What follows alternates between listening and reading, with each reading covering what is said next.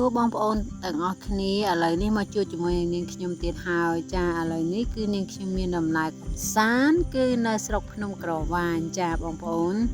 ចាគឺយើងធ្វើដំណើរពីភ្នំពេញមកគឺតាមផ្លូវជាតិលេខ5ហើយក៏ដល់ផ្លូវបំបែកគេហៅថាផ្លូវបំបែក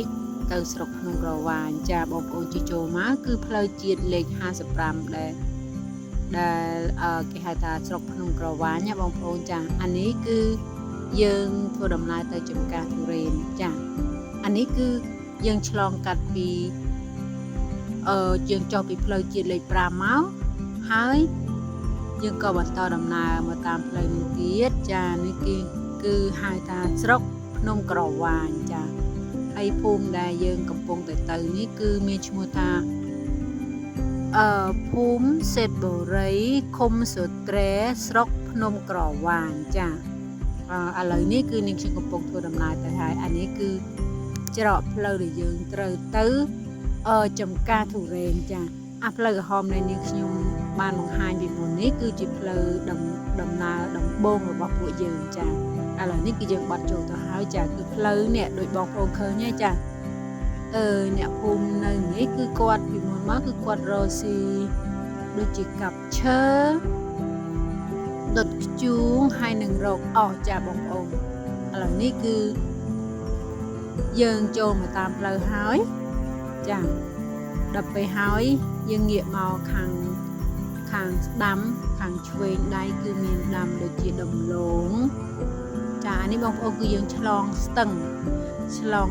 សេតបុរីបងប្អូនហើយគឺដល់ពេលដល់ខេត្តវតាគឺមានទឹកច្រើនឥឡូវនេះនាងខ្ញុំក៏កំពុងនៅខេត្តវតាដែរប៉ុន្តែវស្សារាំងចាបងប្អូនគឺវស្សារាំងចាស្ពាននេះចាស់ហើយបងប្អូននិយាយទៅវាចាស់ទ្រុឌទ្រោមហើយប៉ុន្តែមានប្រជាពលរដ្ឋដែលគាត់រស់នៅខ្លះហ្នឹងគាត់និយាយថាគាត់អត់ចង់ឲ្យស្ពានហ្នឹងវាបាត់បង់ទៅទេចង់ទុកថាវាជាសម្បត្តិ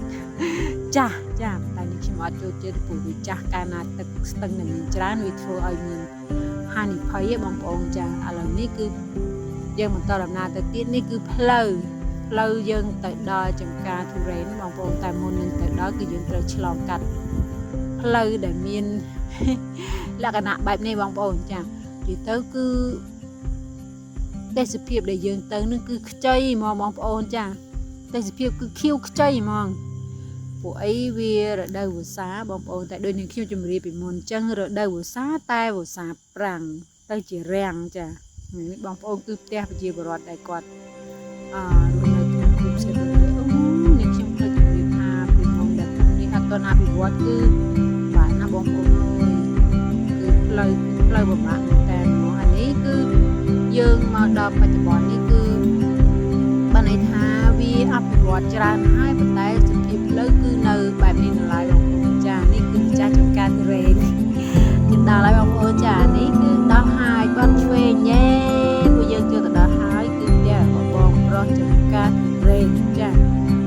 សូមជម្រាបថាបើសិនជាបងប្អូនទាំងអស់គ្នាចង់ពិសាទុរេនដែលល្អពិតប្រាកដ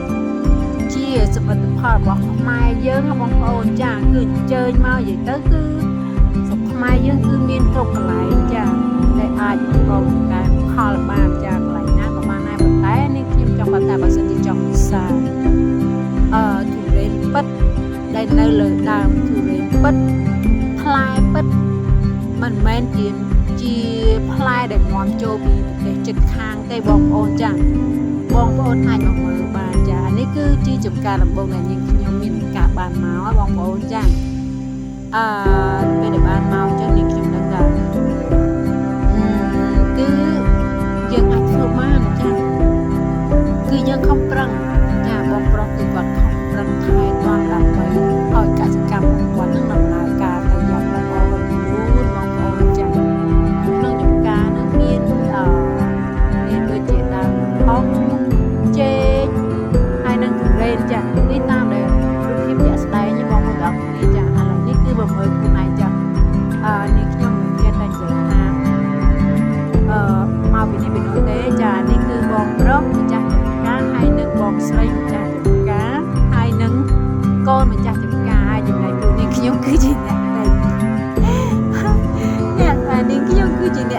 ចាពួកនេះខ្ញុំគឺជាអ្នកតែងគឺមកមើលដោយផ្ទាល់ដៃដោយផ្ទាល់ភ្នែកហើយចាប់ដៃផ្ទាល់មកចាបងប្អូនយើងខ្ញុំចង់ឲ្យបងប្អូនទិញរបស់ដែលល្អពិតចាល្អពិតហើយគឺវាធានាគុណភាពហើយធានាដល់សុខភាពរបស់យើងណាបងប្អូនចានេះគឺជំនាញរបស់គាត់ហ្មងនេះចាបងប្អូនឃើញទេឃើញអត់ចានេះខ្ញុំអត់កុហកទេថាព្រោះនាំពីផ្ទះជិតខាងនេះខាងនោះអត់ទេបងប្អូនគឺនេះខ្ញុំនាំបងប្អូនមកទស្សនាដោយផ្ទាល់ហ្មងហើយបើសិនជាមានឱកាសក្រោយនាងខ្ញុំនឹងនាំបងប្អូនបន្តទៅចំការទុរេនមួយទៀតអានេះគឺគាត់សម្រាប់គ្រួសារគាត់ប៉ុន្តែ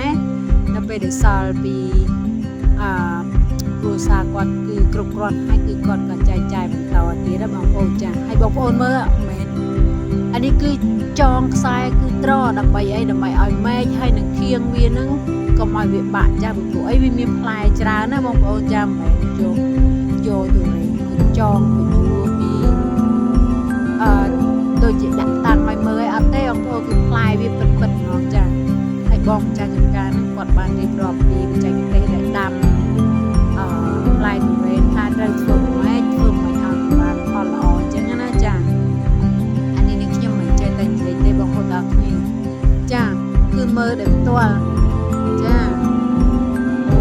ល្អណាស់បងប្អូនអើយចង់ពិសាចង់ញ៉ាំអីមកទិញដល់ដើមមកចាកុំឲ្យថាយើងចេះតែតគ្នាបងប្អូនចាកុំចេះតែលឺតគ្នាថាពីនេះពីនោះអញ្ចឹងទៅនាំតែបានរបស់ដែលមិនល្អគ្មានគុណភាពចាហើយរសជាតិក៏អត់ឆ្ងាញ់តែនេះខ្ញុំក៏មិនអួតអាងថាវានឹងឆ្ងាញ់ពេកដែរព្រោះអីនេះខ្ញុំអត់ចេះហូបទេចានេះខ្ញុំគឺអត់ចេះហូបពេលអញ្ចឹងនេះខ្ញុំក៏អត់ដឹងថាត្រូវចេះថាមិនរសជាតិរបស់វាណាចាអញ្ចឹងអ្នកលក់ហើយនឹងទិញចាប់ដើមគេហៅថាតថ្លៃចំណែកបងប្រុសគឺគាត់គោះចាគាត់គោះទៅដើម្បីឲ្យដឹងថាអានេះទុំឬមិនទុំចាបងប្អូនទាំងអស់គ្នាចាហើយនេះខ្ញុំជំរាបថាអានេះគឺម្ចាស់ចំការតូចគឺគាត់យកមកនេះគឺជ្រុះពីដើមភ្លាមហ្មងបងប្អូនទាំងអស់គ្នាចាមិនដឹងថាដែលជ្រុះពីដើមមកអញ្ចឹងមិនដឹងថាជាវាឆ្ងាញ់ទៅបងប្អូននេះខ្ញុំក៏អត់ដឹងដែរចាពេលអញ្ចឹងហើយវាមិនដឹងថារសជាតិដែលជ្រុះពីដើមមកនឹងមានរសជាតិមិនទេព្រោះនេះខ្ញុំបានតែមើលទេបងប្អូនចាចំណែកឯរសជាតិទុកឲ្យបងប្អូនជាអ្នកខមមិនប្រាប់នេះខ្ញុំណាចាអញ្ចឹងបើសិនជារសជាតិឆ្ងាញ់យ៉ាងណាសូមបងប្អូនខមមិនប្រាប់នេះខ្ញុំផងសូមជម្រាបថានៅខាងក្រោយផ្ទះគាត់គឺមានស្ទឹងណាបងប្អូនអរគ្នាចាហើយម្ចាស់ចំការទូនេះគាត់បានប្រាប់ថាអមនៅខាងក្រោយគឺមានស្ទឹងណាចាអញ្ចឹងនេះខ្ញុំអត់បានបង្ហាញស្ទឹងទេបងប្អូនចាខ្ញុំបង្ហាញពីផ្លែហើយនឹងដើមចានេះខ្ញុំសូមអរគុណនិងសូមថ្លែងអំណរគុណដល់បងប្អូនទាំងអស់គ្នាចាបើសិនជាមានឱកាសធ្វើដំណើរបន្តទៅទៀតចានេះខ្ញុំនឹងមកបង្ហាញអំពីចំការទុរេនផ្សេងទៀតបងប្អូនចាថ្ងៃនេះនេះខ្ញុំសូមអរគុណនិងសូមជម្រាបលាបងប្អូនជូនពរបងប្អូនទាំងអស់គ្នាមានសេចក្តីសុខនិងសុខភាពល្អសូមអរគុណសូមជម្រាបសួរជម្រាបលាជាចុងក្រោយសូមអរគុណ